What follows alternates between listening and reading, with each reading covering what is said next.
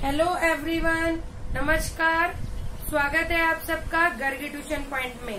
आज हम selection sort करेंगे कि सिलेक्शन सॉर्ट कैसे वर्क करता है। इसको हम एग्जाम्पल के थ्रू समझेंगे। इसकी हम एल्गोरिदम को विद एक्सप्लेनेशन हर एक स्टेप्स डिस्कस करेंगे। तो आप वीडियो को लास्ट तक देखना नहीं भूलिए।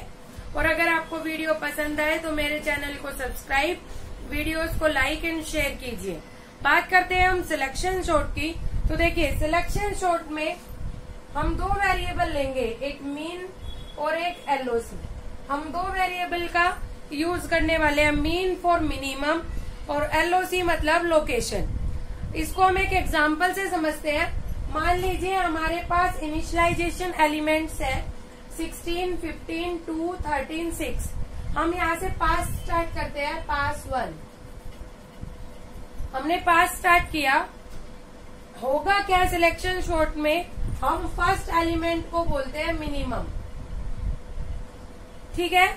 और ये एक एरे है। इस एरे में हम एक फंक्शन यूज करेंगे जो क्या करेगा, इस पूरे एरे का जो मिनिमम एलिमेंट है उसको सर्च करेगा और उसको सर्च करके कहाँ एंट्री कर देगा, उसकी लोकेशन की एलओसी के अंदर। तो देखिए, हमारा मिनिमम एलिमेंट अभी हम बोल रहे हैं 16 और मिनिमम एलिमेंट है किस पर, हमारा 0, 1, 2 सेकेंड लोकेशन पर। तो यहाँ पर आ जाएगी हमारी एलओसी, ठीक है। पास 1 में होगा क्या, ये दोनों इंटरचेंज हो जाएंगे। यहाँ पर हमारा एलओसी की वैल्यू आ गई 15 एज इट इज, और जहाँ पर 2 था वहां पर हमारा ट्रांसफर हो गया 16। आई चीज समझ में, दो वेरिएबल मिनिमम एंड लोकेशन का हम यूज करेंगे। एरे के फर्स्ट एलिमेंट को हम मिनिमम कह रहे हैं और लोकेशन के लिए हम एक फंक्शन यूज करेंगे जो आपका इस एरे का सबसे मिनिमम एलिमेंट जहां पर है उसकी लोकेशन आपको बताएगा। तो लोकेशन आपको मान लीजिए उस फंक्शन ने बता दी, लोकेशन है 0, 1, 2 सेकेंड लोकेशन पर सबसे छोटा एलिमेंट है। तो होगा क्या, पास 1 में मिनिमम वैल्यू से लोकेशन वाली वैल्यू इंटरचेंज हो जाएगी। और इंटरचेंज होने के बाद अब हमारा एरे क्या हो गया, ये अब होगा हमारा पास 2। अब हमारा पास 2 होगा। पास 2 के लिए ये एलिमेंट्स हमारे इनिशियलाइज हो जाएंगे। और अब हमारे मिनिमम की वैल्यू आ चुकी है सेकेंड एलिमेंट ऑफ एरे, ठीक है। और लोकेशन की वैल्यू क्या होगी, 0, 1, 2, 3, 4। यहाँ पर क्योंकि सबसे छोटा एलिमेंट अब क्या है हमारा 6। एलओसी की वैल्यू 4 और मिनिमम की वैल्यू है 15। इन दोनों को इंटरचेंज कर देंगे। इंटरचेंज करने के बाद 6 यहाँ पर आ गया हमारा और 15 आ गया यहाँ पर, ठीक है। अब पास 3 में ये यहाँ पर हमारा मिनिमम है और हमारे एलओसी की वैल्यू है यहाँ पर। ये दोनों इंटरचेंज हो जाएंगे। पास 4 में ये इनिशियलाइजेशन एलिमेंट्स हैं आपके। अब इन दो, यहाँ पर आपका मिनिमम हो गया, ये आपका मिनिमम हो चुका है और ये हो गया आपका एलओसी। ये आपके इंटरचेंज होके फाइनल वैल्यूज आ चुकी हैं आपकी। देखिए यहाँ पर ये हमारा शॉर्टेड एरे है। तो देखिए यहाँ पर हमने क्या किया, हमने दो वेरिएबल लिए, मीन और एलओसी। एरे के फर्स्ट एलिमेंट को हमने मिनिमम में डाला और एलओसी एक फंक्शन लगाया जो हमें फाइंड आउट करके देगा कि एरे में सबसे छोटा एलिमेंट की लोकेशन क्या है। और उनको हम इंटरचेंज कर देंगे। तो हमें जब प्रोग्राम बनाएंगे तो एक इंटरचेंज का भी फंक्शन हमें बनाना पड़ेगा। हमने इंटरचेंज किया। पास 2 में मिनिमम की वैल्यू 1 से इंक्रीज हो गई, लोकेशन की वैल्यू फिर से सर्च हुई हमारी, फिर से इंटरचेंज हो गई। पास 3 में फिर से मिनिमम की वैल्यू 1 से बढ़ गई हमारी, एलओसी की वैल्यू सर्च हुई, इस तरह से लास्ट में शॉर्टेड एरे हमें मिल गया। देखिए हमारे पास नंबर ऑफ एलिमेंट्स थे 5 और कितने पास हुए हमारे 4। इसका मतलब मैक्सिमम कितने नंबर ऑफ पास हो सकते हैं हमारे n-1।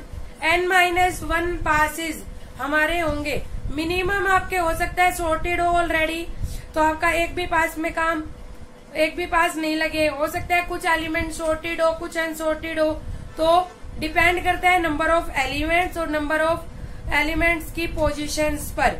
लेकिन मैक्सिमम की बात करें तो मैक्सिमम पासेस होंगे आपके n-1, जहाँ n है आपके नंबर ऑफ एलिमेंट्स। ठीक है, आपको एग्जाम्पल समझ में आया सिलेक्शन शॉर्ट का। अब बात करते हैं इसके प्रोसीजर की, इसके एल्गोरिदम की। ये हमारी एल्गोरिदम ऑफ सिलेक्शन शॉर्ट। देखिए अभी हमने जो एग्जाम्पल समझा उसी के बेस पे अगर आप यहाँ दिमाग में उसको रखेंगे या उसका पूरा डायग्राम उसको सोल्व करके अपनी नोटबुक में अपने पास रखेंगे तो एल्गोरिदम को समझना बहुत इजी हो जाएगा। और किसी भी एल्गोरिदम को बनाना अगर आप उसे एज अ एग्जाम्पल एक बार लिख लो तो बहुत आसान हो जाता है उसका प्रोग्राम और उसकी एल्गोरिदम बनाना। तो देखिए हमें क्या करना है, रिपीट करना है स्टेप 2 और 3 फॉर k की वैल्यू। इसको समझते हैं बाद में। देखिए करना क्या, मैंने आपको बताया था एक मीन फंक्शन लेना होगा आपको, मिनिमम, जो आपको मिनिमम बताएगा। तो यहाँ हमने एक फंक्शन कॉल किया है मिनिमम जो आपकी लोकेशंस बताएगा। तो हमने क्या पास किया, एरे k की वैल्यू, कितने नंबर ऑफ वेरिएबल्स है और एलओसी की वैल्यू जो हमें वो रिटर्न करके देगा। यहाँ इससे हमें क्या मिलेगा, एक तो हमें एलओसी की वैल्यू मिलेगी, ठीक है, और एक हमें मीन मिलेगा। दो चीजें मिल गई। दो चीजें मिलने के बाद अब हमें क्या करना था, इन्हें इंटरचेंज कैसे करते हैं मैं आपको सी के प्रोग्राम्स कराए थे जब पहले बता चुकी हूँ। इंटरचेंज का एक हमारा फंक्शन होता है जहाँ हम क्या करते हैं, पहले वाली वैल्यू को, जैसे मान लीजिए हमें इन दोनों को इंटरचेंज करना है। फर्स्ट पोजीशन पर 5 है, सेकंड पोजीशन पर 6, तो इंटरचेंज करके हमें फर्स्ट पोजीशन पर 6 और सेकंड पे 5 लाना है। तो इनका तरीका है, हम एक थर्ड पोजीशन ले लेते हैं, पहले वाली वैल्यू को थर्ड पे पहुंचा देंगे, फर्स्ट वाली वैल्यू पे सेकंड को लेके आए, अब इसको हम ट्रांसफर कर देंगे सेकंड पोजीशन पर। तो ये इंटरचेंज करने का फंक्शन होता है हमारा। तो यही इंटरचेंज करने का फंक्शन हमने यहाँ लिखा है कि एक टेम्परेरी वेरिएबल लिया जिसमें हमने a ऑफ k को एंटर कर दिया। a ऑफ k में हमने जो आपकी लोकेशन पर वैल्यू है उसको एंटर कर दिया और लोकेशन पर क्या डाला था, टेम्परेरी वैल्यू। हमने क्या किया था, 16, 15, 2 ये था हमारे पास। यहाँ पर हमारा a ऑफ k है और ये हमारी a ऑफ LOC है। हमें इन्हें इंटरचेंज करना है तो हमने एक टेम्परेरी वेरिएबल लिया जहाँ पर हमने डाल दिया a ऑफ k मतलब 16 को, और इस a ऑफ k को ओवरराइट करके डाल दिया 2। इसका मतलब ये नहीं है कि LOC पे 2 नहीं है, यहाँ पर भी 2 है। अब हमें इसे ओवरराइट करना है, यहाँ पर हमने क्या डाल दिया 16। ठीक है, इस तरह से ये चीजें हमारी चेंज हो गई। और ये कब तक चलेगा, जब तक हमारे k की वैल्यू n-1 नहीं हो जाती। मैंने बताया पास कहाँ तक चलेंगे, अगर नंबर ऑफ वेरिएबल्स है आपके पास n तो पास होंगे आपके n-1, तो आपका लूप भी कहाँ तक चलेगा, n-1 तक। तो ये लूप चलता रहेगा n-1 तक और उसके बाद एग्जिट। तो आपको एल्गोरिदम समझ में आई, बहुत आसान है अगर आपने इसका एग्जाम्पल थोड़ा सा ध्यान से कर लिया तो। ठीक है, अब बात करते हैं हम एल्गोरिदम के एनालिसिस की। देखिए अब बात करते हैं हम सिलेक्शन सॉर्ट के एनालिसिस की, कि इसकी कॉम्प्लेक्सिटी क्या होती है। तो देखिए हमारा सबसे पहले कितने पास लगे थे एक पूरी सॉर्टिंग करने के लिए, n-1 पास। दोबारा कितने लगते हैं, n-2 पास। इसके बाद किस तरह से चलते हैं हमारे n-3,